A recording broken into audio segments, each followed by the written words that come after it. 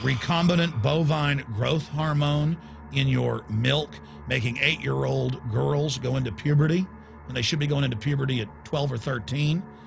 Silicone in chicken McNuggets and hundreds of other processed foods. Aspartame, that is the feces of genetically engineered bacteria that has incredible health problems that have been proven. Think for yourself. It goes on and on. ABC News, this goes back 4 years ago. Viral meat spray, advancing food safety. They spray a live virus on the meat to supposedly kill the bacteria. This is a live vaccine they spray on most of the meat you're consuming that you're buying from the store. It gets even worse. The petroleum distillates, or toxic waste that's left over from petroleum refineries that refine oil into gasoline, they take these tens of millions of pounds of toxic waste that's left over, the fluoride, the mercury, the lead, and they dump it on crops as supposed fertilizer. And what do crops like tomatoes and corn and potatoes do? They pull in all of those toxins out of the ground. In fact, scientists for many years have used plants to actually detoxify areas that have been contaminated. And those plants are pulling all of this up, and then you are eating it. That's why the Washington Post reported in January of 2008 that a major study found that nearly a third of the 55 popular brand name foods and beverage products were filled with mercury.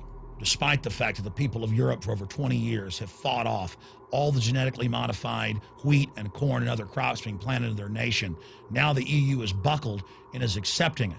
The United States is literally a testing ground for all of this. It's just automatically approved.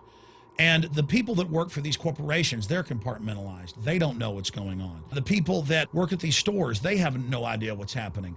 This is affecting all of us. This is hurting everyone. Many different forms of cancer are growing by thousands of percentage points. Diabetes, all these different diseases. And in major studies, it's all been linked to the toxic additives that are in our food, our water.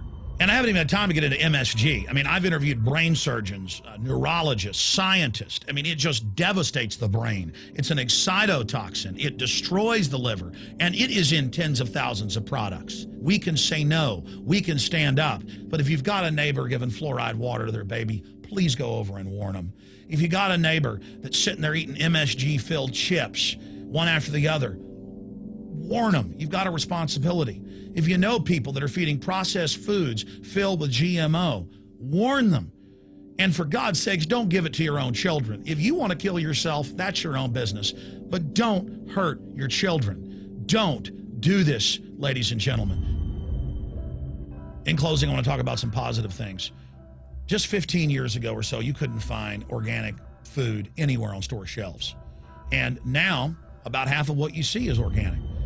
Just a few years ago, all the milk had the growth hormone in it. Now it's hard to find milk that has the growth hormone in it because the consumers have spoken and said no. A few years ago, you couldn't find toothpaste that didn't have sodium fluoride in it. Now Tom's of Maine is starting to take over the aisle space and displace the other mainline toothpaste makers, where it says on the back, if you swallow this, call poison control immediately.